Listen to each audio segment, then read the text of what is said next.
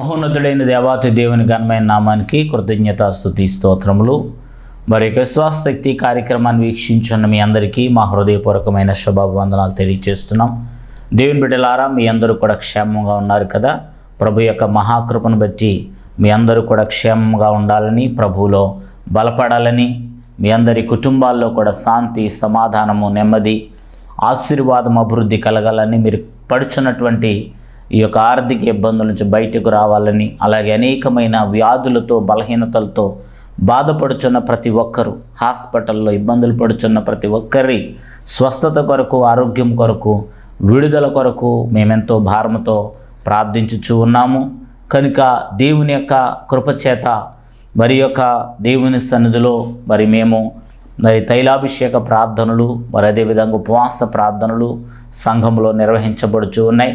కనుక స్క్రీన్ మీద ఉన్నటువంటి నంబర్కు మీరు ఫోన్ చేసినట్లయితే మీకు ఆ వివరాలు మేము తెలియచేస్తాం. కనుక మీరు ఆ తైలాభిషేక పండుగలో పాల్గొన్నవారైతే మీ యొక్క కుటుంబాల్లో శాంతి, సమాధానము దొరుకుచున్నదని ప్రేమతో మీ అందరికీ మనవి చేస్తూ ఉన్నాం. కనుక దేవుని బిడ్డలారా, మరి యొక్క రోజు కూడా మరి యొక్క అంశములో మనం దేవుని యొక్క వాక్యమును ధ్యానము చేయాలని మనవి చేస్తూ ఉన్నాను.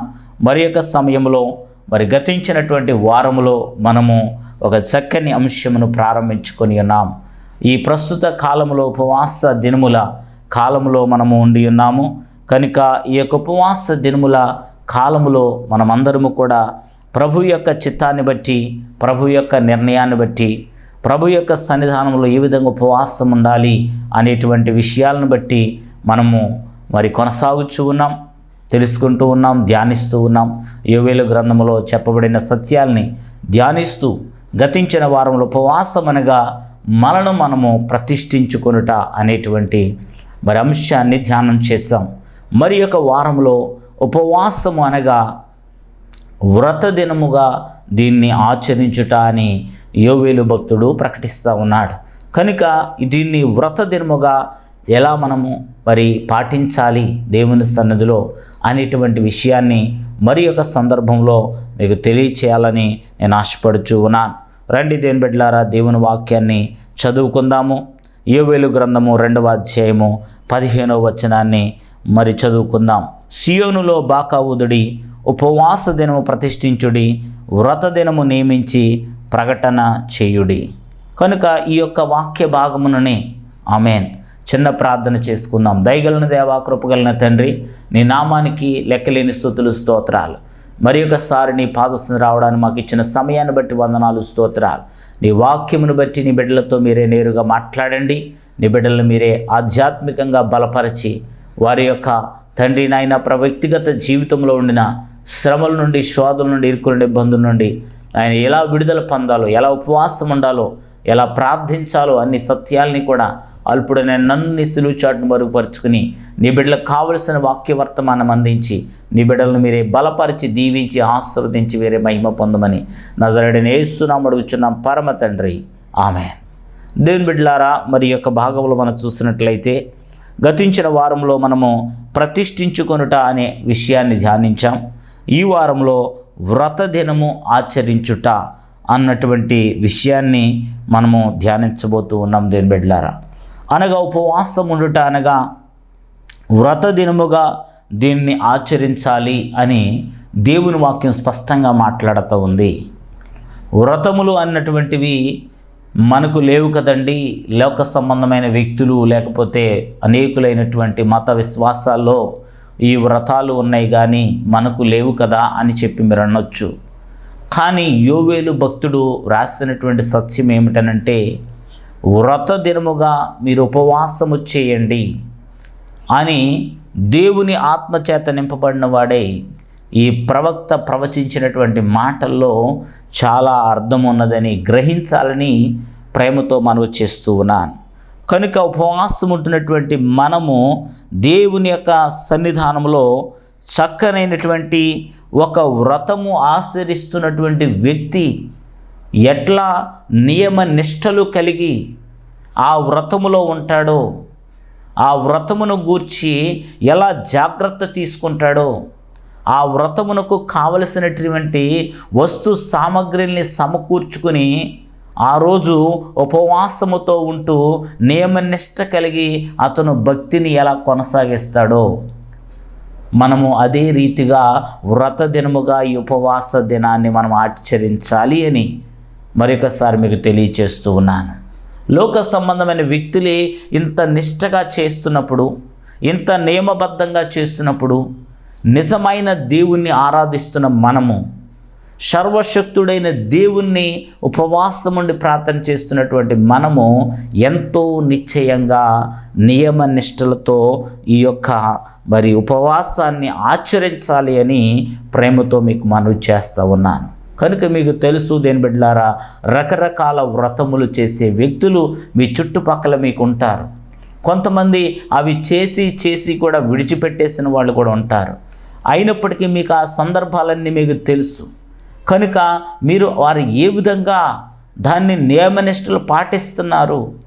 ఉపవాసం అంటే వారి ఇష్టానుసారంగా చేస్తున్నారా? ఉపవాసం అంటే ఆ వ్రతమును చేసేటప్పుడు వారి ఇష్టానుసారమైన పనులు చేసుకుంటున్నారా? వారి ఇష్టానుసారమైన మాటలు మాట్లాడుతున్నారా? వారి ఇష్టానుసారమైన పనులు ఎక్కడ పడితే అక్కడ వెళుతున్నారా? మీరు పరిశీలన చేయండి వారిని. ఒక వ్రతము చేసే వ్యక్తి ఎలా తనను తాను ప్రత్యేకపరుచుకుంటున్నాడో మీరు ఒక్కసారి పరిశీలన చేయండి. అంటే వ్రతము ఆచరించుట అంటే మనల్ని మనం ప్రత్యేకించుకొనుట, మనల్ని మనము ఒక పని కొరకు మనం నియమించబోట. ఆ నియమం అనేది మనలో లేకపోతే, ఆ నిష్ట అనేది మనలో లేకపోతే ఎన్ని ఉపవాసాలు చేసినా కూడా వ్యర్థమైపోతుంది దేని బిడ్డలారా.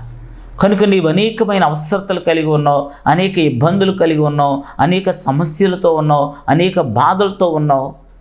అయితే ఆచారబద్ధంగా చేసుకుంటా వాక్యానుసారంగా నీ ఉపవాసం ఉండకుండా ఎంతకాలం నువ్వు చేస్తానికి వాళ్ళ ఉపకారం ఏముంది దేని బిడ్డలారా. కనుక దేవుని వాక్యం స్పష్టంగా మాట్లాడుతూ ఉంది, నీవు జాగ్రత్త కలిగి దేవుని యొక్క సన్నిధానంలో మనము ఉపవాసం ఉండాల్సినటువంటి వారమై ఉన్నామని ప్రేమతో మీకు మనవి చేస్తూ ఉన్నాను. కనుక మరి యొక్క సమయంలో మనం చూసినట్లయితే దేవుని యొక్క వాక్యములో వ్రత దినం ఆచరించే వ్యక్తి ఎలా ప్రత్యేకించుకోవాలనే కొన్ని వాక్యాలు కూడా నేను మీకు చూపిస్తాను దేని బిడ్డలారా. మరి యొక్క సమయంలో చూసినట్లయితే ద్వితీయోపదేశకాండ గ్రంథము 16వ అధ్యాయం 8వ వచనం మనం చూసినట్లయితే, 7వ దినము నీ దేవుడైన యెహోవాకు వ్రత దినము, అందులో నీవు జీవనోపాధి అయిన ఏ పనియు చెయ్యకూడదు. ఆమేన్. చూడండి దేని బిడ్డలారా, తండ్రి అయినటువంటి దేవుడు తన యొక్క బిడ్డలకు ఈ విధమైనటువంటి ఉపదేశాన్ని పంపిస్తూ ఉన్నాడు. 7వ దినము అనగా దేవుని కొరకు ప్రభువు దినముగా మనం ఏర్పాటు చేసుకున్నటువంటి అలనాడు విశ్రాంతి దినము ఈ రోజున ప్రభువు దినంగా మనం మార్చుకొని ఉన్నాము. కనుక వారానికి మొదటి దినములోనే మనం యేసుక్రీస్తు ప్రభువారు తిరిగి లేచినటువంటి రోజుగా మనం ఆచరిస్తూ ఉన్నాం పరిశుద్ధమైన ఆదివారమును. ఇక్కడ 7వ రోజు మీరు ఏం చేయమని చెప్పారు? అందులో నీవు జీవనోపాధి అని ఏ పని చెయ్యకూడదు. ఉపవాసం ఉంటున్నటువంటి నీవు, వ్రతమాచరిస్తున్నటువంటి నీవు నిశ్చయముగా జీవనోపాధి అయిన ఏ పని చేయకూడదు. అది వ్యాపారమే కావచ్చు, అది ఉద్యోగమే కావచ్చు, లేకపోతే అది ఒక వ్యవసాయమే కావచ్చు, నీకు ఒక ఆదాయాన్ని తీసుకొచ్చేటువంటి పని ఏది నువ్వు చేయకూడదు. అదే వ్రతం ఆచరించుట అంటే. దేవుని వాక్యం కూడా వ్రతములను గూర్చి స్పష్టంగా మాట్లాడుతూ ఉంది. కనుక ఈ యొక్క రకమైనటువంటి వ్రతములు చేస్తున్నటువంటి ప్రత్యేకించబడిన మనము చిన్న పని ఉందండి చేసుకొని వచ్చేస్తాను, చిన్న డ్యూటీ ఉందండి వెళ్ళొచ్చేస్తాను, ఇట్లా నువ్వు చేసుకుంటా పోతే ఎన్ని సంవత్సరాల ఉపవాసాలు ఉన్నా మన జీవితంలో మార్పు రాదండి, మన జీవితంలో ఆశీర్వాదం రాదండి, మన జీవితంలో దీవెన దొరకదండి. దేవుని బిడ్డలారా, వ్రతం ఆచరిస్తున్నావు, నువ్వు 3 దినాలు కేటాయించుకున్నావు, 3 దినాలు దైవజనులు ప్రకటించారు. ఆ 3 దినాల్లో కూడా జీవనోపాధి అయిన ఏ పని చేయకూడదు. వ్రత దినం అంటే అది. అంతేగాని మన ఇష్టానుసారమైన పనులు చేసుకుంటూ మన ఇష్టానుసారమైనటువంటి చోట్లకు వెళ్ళి వస్తూ మనము మన జీవనోపాధి కోసం ఆలోచించుకుంటే, తండ్రి అయిన దేవుడు మనతో మాట్లాడేది ఏంటంటే, ఇదిగో ఆకాశ పక్షులను చూడండి, అవి వెత్తవు, కొయ్యవు, పంటలు కూర్చుకోవు, అవి కొట్లలో దాచుకోవు, కానీ నేను వాటిని పోషిస్తున్నాను. కనుక మిమ్మల్ని నేను పోషిస్తానంటున్నాడు ఆయన. మరి వాటికంటే మీరు శ్రేష్ఠులు కారా అంటున్నాడు ఆయన. కనుక మనం వాటికంటే శ్రేష్ఠులమే కదా, కనుక ఆయన మనల్ని పోషిస్తాడు. కనుక నీవు దేవుని పని చేస్తే దేవుడు నీ పని చేస్తాడు. ఇప్పుడు ఒకవేళ చిన్న పని పోయిందనుకోండి, చిన్న పని లేదు అయినప్పటికీ కూడా దానికంటే కూడా రెట్టింపుగా దేవుడు మనకిస్తానని వాగ్దానం చేస్తూ ఉన్నాడు. కనుక ప్రభువు కొరకు మనము ఒక రోజును ప్రత్యేకించుకోవాలని ప్రేమతో మనం చేస్తున్నాను. అదే మాటలు ఇంకా ముందుకు వెళ్ళి మనం చదువుకున్నట్లయితే దేవుని బిడ్డలారా, దేవుని యొక్క సన్నిధానంలో దేవుని వాక్యం తెలియజేస్తూ ఉంది. లేవియాకాండ గ్రంథము 23వ అధ్యాయము 36వ వచనాన్ని మనం చూసినట్లయితే, 7 దినములు మీరు యెహోవాకు హోమము చేయవలను, 8వ దినమున మీరు పరిశుద్ధ సంఘముగా కూడి యెహోవాకు హోమార్పణము చేయవలను, అది మీకు వ్రత దినముగా ఉండును. అందులో మీరు జీవనోపాధి అయిన ఏ పనియు చేయకూడదు. మరలా కూడా లేవియాకాండ గ్రంథములో కూడా తండ్రి అయిన దేవుడు మరి యొక్క మాటలు తెలియపరుస్తూ ఉన్నారు. మరి యొక్క దినములో మీరు వ్రతము దినముగా ఉన్నటువంటి మనము మరి జీవనోపాధి అయినటువంటి ఏ పని చేయకూడదు అని యెషయా కూడా అదే అంటాడు కదా. మరి మీరు యొక్క మీ ఉపవాస దినము నాకు 58వ అధ్యాయంలో చెప్తారు కదా, ఇది నాకు ఇష్టమైన ఉపవాసమా అంటాడే. మేము ఉపవాసం ఉండగా నీవెందుకు పట్టించుకోవట్లేదు ప్రభువా అని వారు అడుగుతారు. దానికి జవాబుగా చెప్తారు, ఇది నాకు ఇష్టమైన ఉపవాసం అనుకుంటున్నారా? మీరు ఉపవాస దినాన్ని వ్యాపారాలు చేస్తున్నారు, పనులు చేసుకుంటున్నారు, ఉద్యోగాలు చేసుకుంటున్నారు, గుద్దులాడుతూ ఉన్నారు, మీ ఇష్టానుసారంగా ప్రవర్తిస్తూ ఉన్నారు. ఇది నాకు ఇష్టమైన ఉపవాసమా అంటున్నాడు ఆయన. కనుక నీవు వ్రత దినము ఆచరిస్తున్నటువంటి మనము జీవనోపాధి అయిన పనులను ఒక్క 3 రోజుల్లో, సంవత్సరంలో 3 రోజులు మనం కేటాయించుకోలేకపోతే మరి ఇక దేవునికి నువ్వేమివ్వగలుగుతున్నావు? ఓకే, ప్రతి ఆదివారం కూడా వ్రత దినముగా పాటించాలి. ప్రతి ఆదివారం కూడా ప్రతిష్ఠించబడిన దినముగా మనం పాటించాలి. తద్వారాగా మనం అనేకమైన మేలు పొందుతాం. పరిశీలనగా చూస్తే సంవత్సరానికి మనకు 52 వారాలు ఉన్నాయి. 52 వారాల్లో నీవు మరి యొక్క పనిని విడిచిపెట్టి లేకపోతే జీవనోపాధి విడిచిపెట్టేసి నువ్వు దేవుని మందిరానికి వెళ్ళటం వల్ల నువ్వు నష్టపోయేది ఎంతో తెలుసా? ఒకవేళ నష్టం అనుకుంటే నువ్వు నీకు జీతం పోతుంది అనుకుంటే కనుక ఒక 500 మనం వేసుకున్నట్లయితే 26,000 మాత్రమే. కానీ నీవు 52 వారాల్లో చాలా వారాలు మిస్ అయిపోవడం వలన లేకపోతే వెళ్ళలేకపోవడం వలన నీవు అలా వెళ్ళి 26,000 సంపాదిస్తున్నావు మందిరాన్ని మానేసి. కానీ హాస్పిటల్కి నువ్వు ఎంత కడుతున్నావు నీకు తెలుసా? ఒక బలహీనత ఏర్పడినప్పుడు, ఒక అనారోగ్యం ఏర్పడినప్పుడు, కుటుంబంలో సమస్యలు వచ్చినప్పుడు కొన్ని వేలు లక్షలు మనం హాస్పిటల్కి చెల్లిస్తున్నాం. గల కారణం ఏంటి తెలుసా? దేవునికి ఇవ్వాల్సిన సమయాన్ని మనం ఇవ్వకుండా లోక సంబంధమైన సంపాదనలో పడిపోవడం వలన మనం అనేక నష్టాలను ఎదుర్కొంటున్నాం. కాబట్టి తండ్రి అయినటువంటి దేవుడు మనకు స్పష్టంగా మాట్లాడుతున్నది ఏంటంటే, నీవు జీవనోపాధి అయిన ఏ పని కూడా నీవు ఆ రోజున చేయకూడదు. అదే వ్రత దినము, అదే ఉపవాసం ఉండాల్సినటువంటి దినము అనేటువంటి సత్యాన్ని మనం ఇక్కడ గ్రహించాలి అని ప్రేమతో మీకు మనవి చేస్తూ ఉన్నాను దేని బిడ్డలారా. అదేవిధంగా మనం చూసినట్లయితే ఈ యొక్క వ్రతము పట్టినటువంటి వ్యక్తి ఏ విధంగా ఉండాలి, ఏ విధంగా ప్రత్యేకించుకోవాలి అని మనం చూసినట్లయితే దేని బిడ్డలారా, దేవుని వాక్యంలో చూస్తున్నాం. ఆమోషు గ్రంథములో 2వ అధ్యాయము 11వ వచనంలో చూసినట్లయితే, మరియు మీ కుమారులలో కొందరిని ప్రవక్తలుగాను మీ యవనులలో కొందరిని నాకు నాజీరులుగాను, అంటే దాని పుట్టినోట్లో వ్రతము పట్టిన వారుగాను నియమించి తిని, ఇశ్రాయేలీయులారా మీ మాటలు నిజమైనవి కావా? ఇదే యెహోవా వాక్కు. ఆమేన్. దేవుని బిడ్డలారా, దేవుని వాక్యం తెలియచేస్తూ ఉంది ఆమోషు ప్రవక్త ద్వారాగా, మీలో మీ కుమారులు కొందరిని ప్రవక్తలుగా ఎన్నుకుంటున్నాను, మీ యవనస్తుల్లో కొందరిని నాజీరులుగా నేను ప్రత్యేకించుకుంటున్నానంటే, నాజీరులు అంటే మరి ఈ విధంగా వారు వ్రతము పట్టిన వారుగా అంటున్నాడు. ఈ విధముగా నీవు 3 దినములలో వ్రతము పట్టినటువంటి దినములుగా నీవు భావిస్తున్నావు అంటే నీవు నాజీరుగా నీవు ఆ 3 దినాల్లో అయినా సరే నీవు నిలబడి ఉండాలి. నాజీరుగా నీవు అంటే మరి వ్రత దినం ఆచరిస్తున్నటువంటి నీవు ప్రత్యేకించబడి ఉండాలి. మరి యొక్క సంసోను కూడా బలశాలిగా, అతను బలవంతుడిగా, అభిషిక్తుడిగా ఎందుకు ఉన్నాడు అంటే చిన్ననాటి నుండి కూడా నాజీరుగా అతను పెరిగాడు, దేవుని కొరకు ప్రత్యేకించబడ్డాడు. వారు ఆ యొక్క గర్భంలో పడిన మొదలుకొని ద్రాక్షరస సంబంధమైనది ఏది ముట్టుకోకుండా ఆ బిడ్డను ఒక ప్రత్యేకమైన నాజీరుగా పెంచారు. కాబట్టి అలా పెంచడం వలన అతను ఎంతో బలవంతుడయ్యాడు, ఎంతో శక్తివంతుడయ్యాడు, ఎంతో వ్రతము పట్టినటువంటి వ్యక్తిగా అతను శ్రేష్టమైనటువంటి జీవితాన్ని అతను జీవించాడు. అయితే ఈ విధంగా బ్రతికినటువంటి సంసోను ఎందుకు పతనావస్థలోకి వెళ్ళిపోయాడు? నాజీరుగా నేను ఉన్నాను అనే విషయాన్ని, వ్రతం పట్టిన వ్యక్తిని అనే విషయాన్ని మర్చిపోయి అతను దెలీలాతో సహవాసం చేశాడు. ఆ సహవాసం వలన తనకున్నటువంటి నాసీరు విధానమంతా కూడా కోల్పోయాడు. తనకేదైతే ప్రతిష్ఠించబడిన తల వెంట్రుకలు ఉన్నాయో అవి తొలగించినప్పుడు అతనిలో ఉన్నటువంటి బలమంతా కూడా, అభిషేకం అంతా కోల్పోయాడు. దీని బిడ్డలారా, ఈ విధంగా పతనావస్థకు ఒక వ్యక్తి ఎందుకు వెళ్ళిపోతున్నాడంటే తనకున్న నాజీరును విడిచిపెడుతున్నాడు, తనకున్నటువంటి వ్రతమును విడిచిపెడుతున్నాడు.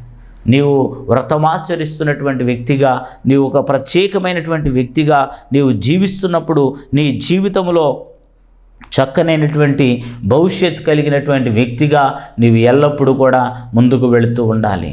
ఆ విధంగా నీవు ప్రత్యేకంగా వెళ్ళినప్పుడు, దేవుని యొక్క సన్నిధిలోనికి వెళ్ళినప్పుడు, దేవుని చిత్తానుసారంగా నువ్వు నడిచినప్పుడు ఆ తండ్రి అయినటువంటి దేవుడు గొప్ప శక్తిని ఇస్తాడు. ఎప్పుడైతే ఆ యొక్క సంసోను తన యొక్క శక్తిని కోల్పోయాడో, అభిషేకాన్ని కోల్పోయాడో, ఆ వ్యక్తులు వచ్చి, ఆ యొక్క ఫిలిస్తీ సర్దార్లు వచ్చి అతనిని బంధించి తీసుకొని వెళ్ళి గుడిలో 2 స్తంభాల మధ్యలో కట్టివేశారు.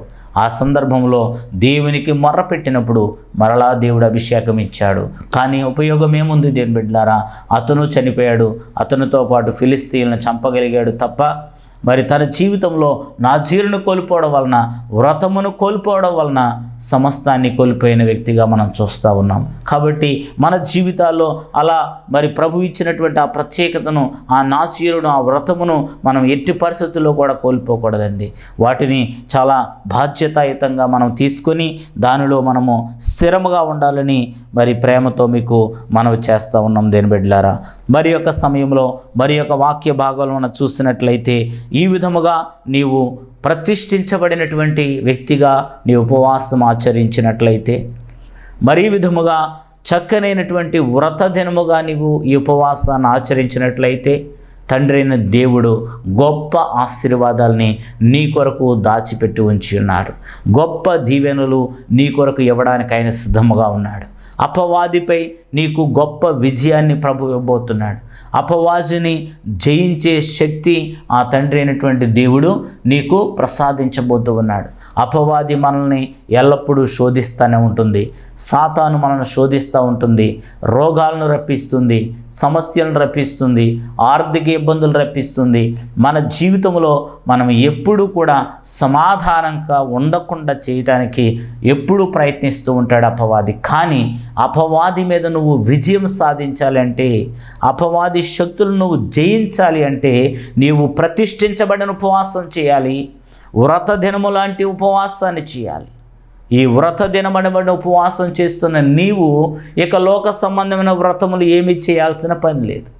అవన్నీ చేస్తే వచ్చేటువంటి కంటే గొప్ప దీవెన ఈ యొక్క ఉపవాసములో నీవు ఉండుట ద్వారాగా, నీవు నీ సంఘములో 3 దినాల ఉపవాసములో పాల్గొనట ద్వారాగా నీవు అన్ని వ్రతముల కంటే కూడా గొప్ప శక్తిని పొందుకుంటావు, గొప్ప ఆశీర్వాదాన్ని పొందుకుంటావు, గొప్ప దీవెన పొందుకుంటావు. ఆ దేవుని యొక్క శక్తి ద్వారాగా అపవాది శక్తులు నువ్వు జయించేటువంటి గొప్ప సాధనంగా దేవుడు మనల్ని నిలబెడతాడు దేని బిడ్డలారా. కనుక అపవాది అయినటువంటి సాతాను ఎప్పుడు కూడా మన వెన్నంటి మనల్ని నాశనం చేయటానికి, మనల్ని శోధించటానికి, మనల్ని పడద్రోయడానికి, మనల్ని సిగ్గుపరచడానికి మన మీద దాడి చేస్తూనే ఉంటాడు.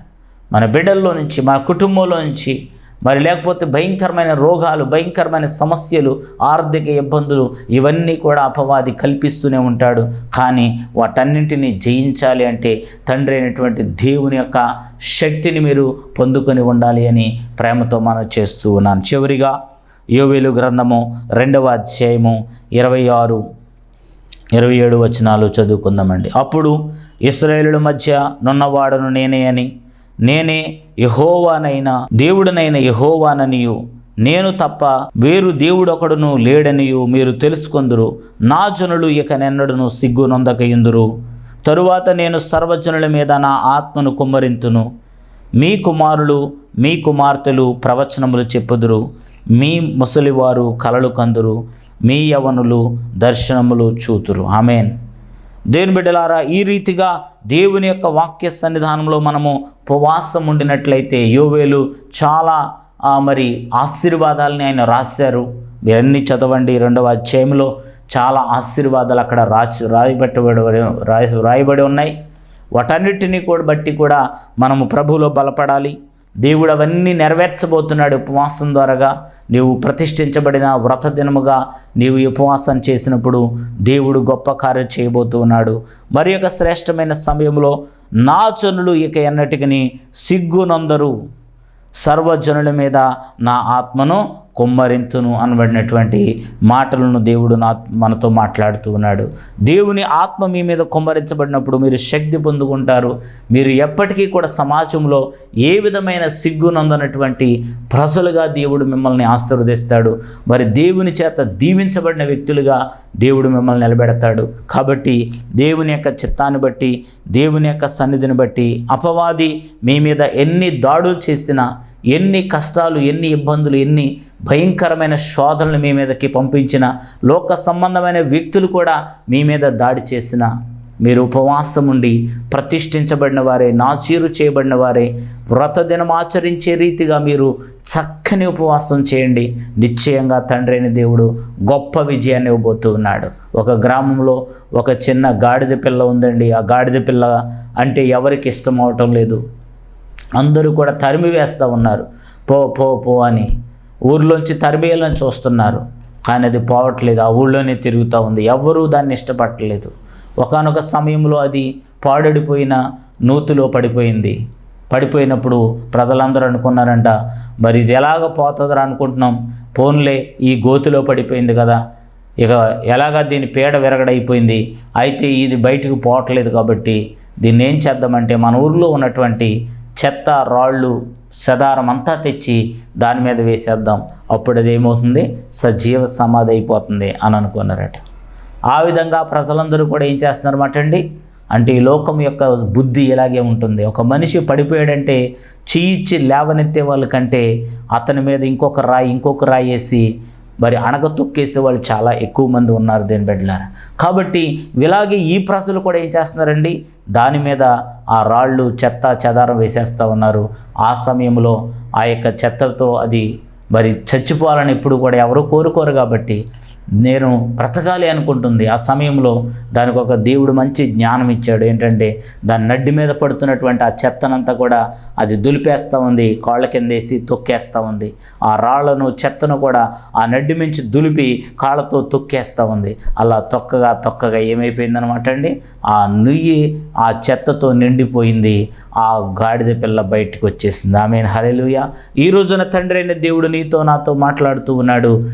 నీవు కూడా ప్రజలు నీ మీద ఇస్తున్న రాళ్లను, చెత్తను నీవు కాళ్ళతో తొక్కేయాలి, దాన్ని దులిపేయాలి, తొక్కేయాలి. అప్పుడే నువ్వు బయటకు వస్తావు. అయ్యో నా మీద ఎన్ని నిందలేసారు, ఇన్ని కష్టాలు, ఇన్ని బాధలు, ఇన్ని రకాలు నన్ను హింసిస్తున్నారని నీవు నీ గదిలో కుమిలిపోతే నువ్వేం చేయలేవు. నువ్వు బయటకు రావాలి, ధైర్యంగా నువ్వు అడుగులు వేయాలి. నా దేవుడు నాకు తోడై ఉన్నాడు, నాకు విజయం ఇస్తాడు, ఆయన సన్నిధిలో ఉపవాసం ఉండి శక్తిని పొందుతాను. ఆ తండ్రిని దేవుని శక్తితో, ఆయన ఆత్మాభిషేకంతో నేను సమస్తాన్ని పొందుతానని గొప్ప విశ్వాసంతో ముందుకు కొనసాగుదాం. అట్టి కృప దేవుడు మనకు దయచేసి దీవించునుగాక. ఆమేన్. ప్రార్థన చేసుకుందాం. దయగలిగిన దేవా, కృపగలిగిన తండ్రి, శ్రేష్టమైన ఉపవాసము తండ్రి, ఇదిగో నా ప్రతిష్ఠించబడినటువంటి వారే, నాజీరు చేయబడినటువంటి వ్రత దినమాచరించినటువంటి మంచి ఉపవాసం చేసే కృప నీ బిడ్డలకు దయచేయండి. ప్రత్యేకించబడే కృప నీ బిడ్డలకు దయచేయండి తండ్రి. నీ సన్నిధానంలో కొనసాగే కృప దయచేయండి ప్రభువా. అట్టి యొక్క శక్తి, ఆత్మాభిషేకము నీ బిడ్డలందరికీ దయచేసి బలపరచమని ప్రార్థిస్తున్నాం. నీకే స్తోత్రములు తండ్రి, నీకే వందనములు, స్తోత్రములు. ఊహలోనైనా పాపము చేయని ప్రతిష్ట నిమ్మయా. ఊహలోనైనా పాపము చేయని ప్రతిష్ట నిమ్మయా. ప్రతి చోట నీ సాక్షిగా ప్రభువా, నీ ప్రతినిధిగా. ప్రతి చోట నీ సాక్షిగా ప్రభువా, నీ ప్రతినిధిగా. ఊహలోనైనా పాపము చేయని ప్రతిష్ట నిమ్మయా. దుష్టుని ఎదిరించి ప్రజలను నడిపించా. సత్యమును బోధించి సంఘము నడిపించే. సత్యము బోధించి సంఘము నడిపించే. రోదన చేయుటకు అభిషేకించుమయా. యేసయ్యా, యేసయ్యా, యేసయ్యా, యేసయ్యా. ఊహలోనైనా పాపము చేయని ప్రతిష్ట నిమ్మయా. అవును ప్రభువా, నీ బిడ్డల జీవితాల్లో ప్రత్యేకమైన జీవితాన్ని ఇచ్చి నీ కృపలో నడిపించి మీరే మహిమ పొందమని ఆశీర్వదించమని, గొప్ప అభిషేకమునిచ్చి విజయమునిచ్చి శ్రేష్టమైన ఉపవాసాలు వర్ధిల్లే భాగ్యం ఇచ్చి మీరే మహిమ పొందమని నజరేయుడైన యేసు నామమున అడుగుచున్నాం పరమ తండ్రి, ఆమేన్. దేవుడు మిమ్మల్ని దీవించునుగాక.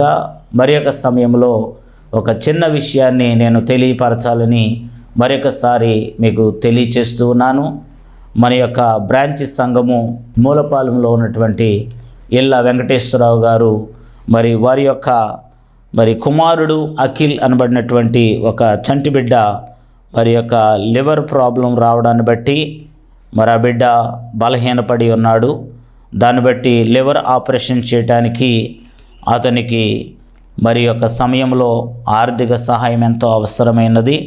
దాని విషయంలో యొక్క గోపాలపురం యొక్క విశ్వాస శక్తి చారిటబుల్ ట్రస్ట్ ద్వారాగా యొక్క ట్రాన్స్ప్లాంటేషన్ నిమిత్తము గోపాలపురం అలాగే మూలపాలెంలో ఉన్నటువంటి సంఘ బిడ్డలు, అలాగే దుబాయ్లో పనిచేస్తున్నటువంటి బరువు దుర్గారావు గారు అలాగే బర్రే తాతారావు గారు, అలాగే సింగపూర్లో ఉన్నటువంటి క్రైస్ట్ ఫెలోషిప్ వారు కలిపి మొత్తం 57,922 రూపాయలు ఆర్థిక సహాయాన్ని వారికి అందించడం జరిగింది.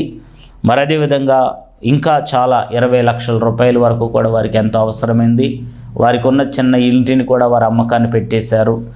ఈ సమయంలో ఆ బాలుడు ఇంకా ఆపరేషన్ జరగాలి అంటే చాలా ఆర్థిక అవసరతలు ఉన్నాయి. కాబట్టి ఈ యొక్క స్క్రీన్ మీద కనిపిస్తున్న ఈ ఫోన్పే నంబర్కు మీరు ఆర్థిక సహాయం పంపించినట్లయితే మేము వారికి ఆ సహాయాన్ని అందజేస్తామని, తద్వారాగా బాలుడి నిమిత్తంగా మీ అందరూ కూడా మీ ప్రార్థనలు చేస్తూ ఆ బిడ్డ ఆరోగ్యంతో బలపడాలని మీ అందరూ కూడా ప్రార్థించాలని, సహకరించాలని ప్రేమతో మనవి చేస్తూ ఉన్నాను. మీ అందరూ కూడా తగిన సహాయం అందించి వారి కొరకు ప్రార్థించాలని ప్రేమతో మనవి చేస్తున్నాను. May God bless you all.